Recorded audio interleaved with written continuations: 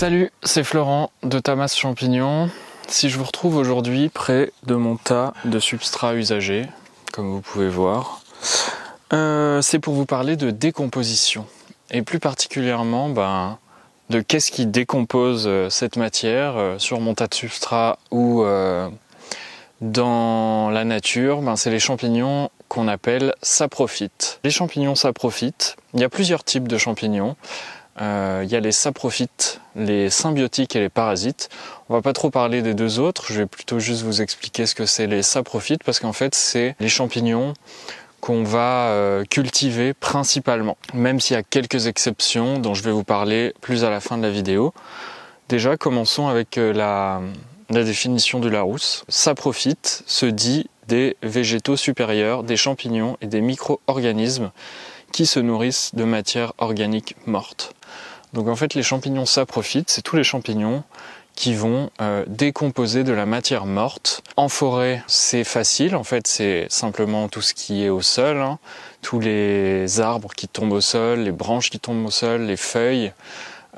C'est l'humus aussi, en fait ça c'est de la matière qui est en décomposition ou décomposée, à moitié décomposée par ces champignons saprophytes.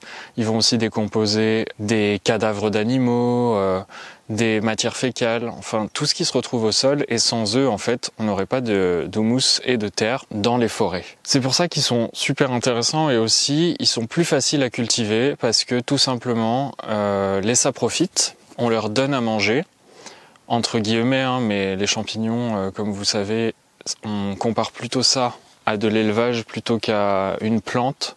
Donc vraiment on donne plus à manger à un champignon plutôt qu'on lui met de l'engrais dessus.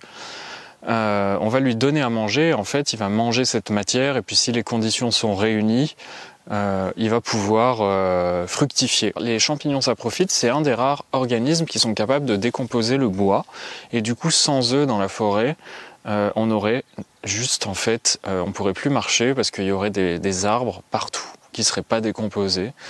Ils sont vraiment utiles à ça. Dans les champignons saprophytes, il y a deux branches. Il y a les décomposeurs primaires et secondaires, et du coup les primaires, c'est ceux qui vont décomposer plutôt les matières qui ne sont pas du tout dégradées, comme les branches d'arbres, les feuilles, les autres végétaux, et les décomposeurs secondaires où ça aurait déjà été un peu dégradé par une fermentation, des bactéries, quelque chose comme ça, et ils vont continuer à dégrader ça, un peu comme le champignon de Paris, quand il dégrade le fumier et il pousse dessus. Dites-moi si jamais j'ai dit un truc qui n'est pas totalement exact sur les champignons saprophytes. En tout cas, c'est ces champignons-là qui nous intéressent le plus en culture de champignons, parce que c'est les plus simples à cultiver, c'est souvent eux qui vont être cultivables, car ils vivent pas en symbiose avec un autre organisme. Et donc si vous cherchez les champignons à cultiver, cherchez liste de champignons saprophytes. Je vous mettrai peut-être une petite liste en dessous. Si vous aimez mes vidéos, abonnez-vous,